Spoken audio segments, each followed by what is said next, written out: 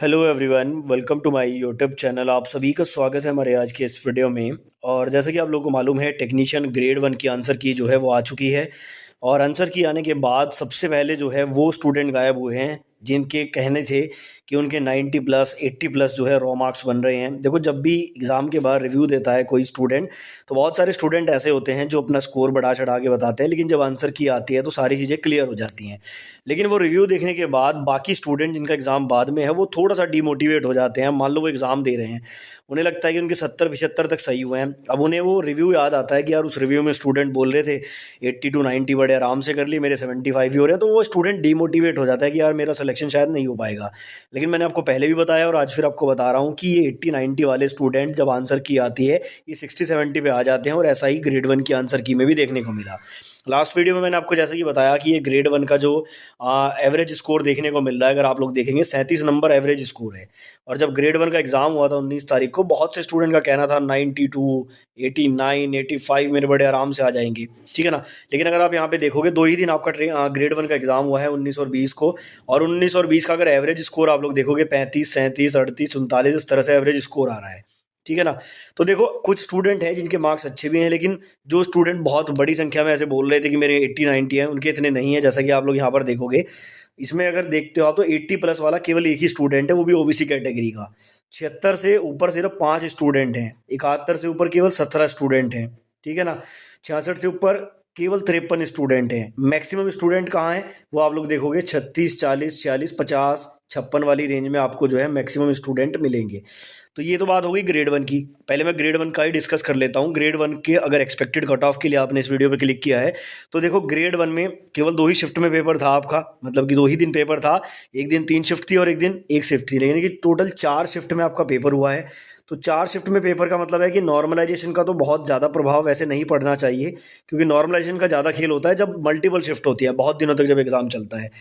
दूसरा यहाँ पर एक बात और मैं आपको बता दूँ, सिंगल एग्ज़ाम है, कोई इसके आगे कोई दूसरा एग्ज़ाम नहीं है। सिंगल एग्ज़ाम पे 1:1 में स्टूडेंट सेलेक्ट होने हैं।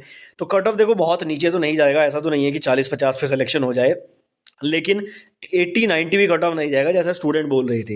अगर मैं यहाँ पर ग्रेड वन की ही बात करूँ, ग्रेड वन में कितना कट ऑफ रह सकता है आज की आंसर की देखने के बाद, तो रॉ मार्क्स की टर्म्स में मैं आपको बता रहा हूँ, अगर आप यूआर के कैंडिडेट हो, 70 से 75 के बीच में आपके रॉ मार्क्स बन रहे हैं, तो नॉर्मलाइजेशन के बाद आपका सिलेक्शन होने के डेफिनेटली चांसेस हैं, क्योंकि यहाँ पर जो स्कोर देखने को मिल रहा है बहुत ज़्यादा मार्क्स स्टूडेंट के नहीं है।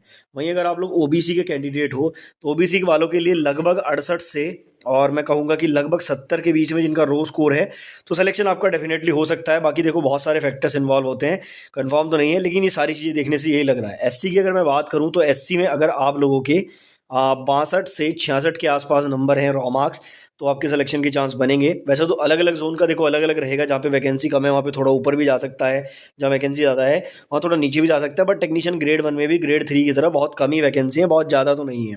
एसटी कैटेगरी की अगर मैं बात करूं, तो लगभग यहाँ पर जो है 60 के आसपास मेरा मानना है कि एसटी में सिलेक्शन होगा। और ईडब्ल्यूएस में वही आपका 60 से 65 के आसपास सिलेक्शन होने के चांसेस हैं टेक्नीशियन ग्रेड वन में। अब देखो, ये ग्रेड वन की जब आंसर की आई ना, इससे काफ़ी चीज़ें ग्रेड थ्री वालों के लिए भी क्लियर होगी। अभी ग्रेड थ्री का एग्जाम चल ही रहा है, आई थिंक 30 तारीख तक एग्जाम चलेगा।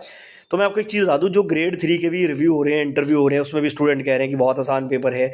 मैंने आपको टेक्नीशियन ग्रेड थ्री की जो लास्ट वीडियो बनाई थी उसमें बताया था कि ये जो लोग बोल रहे हैं बहुत आसान पेपर है, साइंस बिल्कुल वन लाइनर है, मैंने साइंस पूरी अटैम्प्ट कर दी।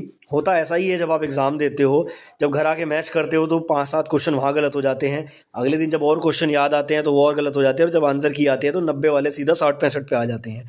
तो टेक्नीशियन ग्रेड थ्री में भी ऐसा ही देखने को मिलेगा, 90-80 वालों की पोल वहाँ पे भी खुलेगी। एग्जाम एक बार होने दीजिए, उसके बाद आंसर की आने दीजिए, तब आपको मालूम चलेगा। अब देखो, ऐसा नहीं है कि कट ऑफ जो है टेक्नीशियन ग्रेड थ्री का भी बहुत नीचे जाएगा, क्योंकि आपको पता है कि उसमें 12th वालों के लिए तो पहले से ही बहुत पोस्ट कम है, और 12th वालों का कट ऑफ ऑलरेडी बहुत ऊपर जाता है।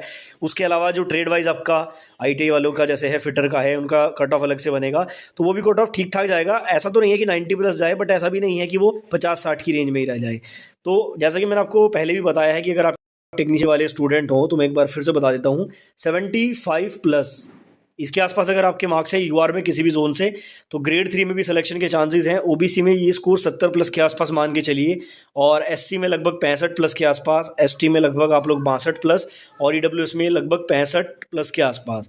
ठीक है ना, इसमें मैंने माइनस इसलिए नहीं लगाया कि इससे ऊपर ही थोड़ा सा जाने के चांसेस हैं, इससे नीचे तो नहीं रहेगा। तो इतने अगर आपके रॉ मार्क्स हैं, तो क्योंकि टेक्नीशियन ग्रेड 3 का एग्जाम कई दिन चला है, तो नॉर्मलाइजेशन का भी इफेक्ट पड़ेगा और उसके बाद आपके सिलेक्शन के चांसेस काफ़ी ज़्यादा बढ़ जाएंगे।